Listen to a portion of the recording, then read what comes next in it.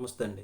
ఆచార్య చాణక్యుడు జీవితానికి సంబంధించినటువంటి అనేక విషయాలు ప్రస్తావించాడు. భార్యాభర్తలు ఎలా ఉండాలి, పిల్లలతో ఎలా ఉండాలి, తల్లిదండ్రులను ఎలా చూసుకోవాలి అనేటటువంటి అనేక విషయాలను చెప్పున్నారు. అవి నేటికి కూడా ఇప్పుడు ఉపయోగించేటటువంటివే.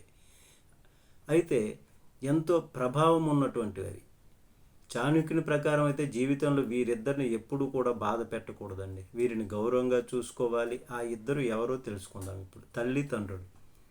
తల్లిదండ్రులను గౌరవించినటువంటి వ్యక్తి జీవితంలో ఎప్పుడూ కూడా సుఖంగా ఉండడండి, ఉండబోడు కూడా. జన్మనిచ్చినటువంటి తల్లిదండ్రులు మన కోసం ఎన్నో త్యాగాలు చేస్తారు, ఎంతో కష్టపడతారు, పెంచి పోషిస్తారు, చదివిస్తారు, ఆలనా పాలన చూస్తారు. అలాంటి వారిని ఇప్పుడు నేటి సమాజం ఏం చేస్తుంది? ఎక్కడ ఓల్డ్ ఏజ్ హోమ్లోనో ఎక్కడ రోడ్డు పక్కన పడేసి ఉంచేస్తున్నారు. అది ఎంత తప్పండి అది. మరి అట్లాంటి వాళ్ళు ఎలా సంతోషంగా ఉండగలుగుతారు? అట్లాంటి పిల్లలు ఉండలేరు. అలాంటి వారిని తల్లిదండ్రులను గౌరవించాలి. అట్లాంటి త్యాగాలు చేస్తారు వాళ్ళు. మనం అంటే బాధ్యతగా ఉంటారు. వారి పట్ల మనం బాధ్యతగా, తల్లిదండ్రుల పట్ల పిల్లల బాధ్యతగా ఉండాలి. తల్లిదండ్రులకు సేవ చేస్తే పుణ్యం లభిస్తుంది. వారు ప్రత్యక్ష దైవాలు. ఆ దైవం మనకు కనిపించరు, కానీ ప్రత్యక్ష దైవాలు వీళ్ళు మనకు కనిపిస్తారు.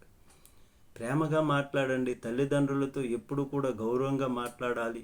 వారితో ఎప్పుడు కూడా రూడ్గా మాట్లాడకూడదని, ఒక్కసారి మాట్లాడిన మాట వెనక్కి తీసుకోవడం సాధ్యం కాదు. కాబట్టి మాట్లాడే ముందు ఆలోచించి మాట్లాడాలని, తల్లిదండ్రులతో ప్రేమగా మృదువుగా మాట్లాడితే వారి ద్వారా వచ్చేటటువంటి దీవెనలు వాళ్ళు దీవిస్తారు. సంతోషంగా వాళ్ళు ఉంటే ఆ సంతోషం మనకు దీవెనలుగా వచ్చి మనం సంతోషంగా ఉంటాము, ప్రశాంతంగా ఉంటాము. మన పిల్లలు అందరూ కూడా హాయిగా బాగా ఉంటారు. వారు చెప్పే మాటలకు విలువ ఇవ్వాలి వారు అని ఈ విధంగా చాణక్యుడు చెప్పాడు. నమస్తే.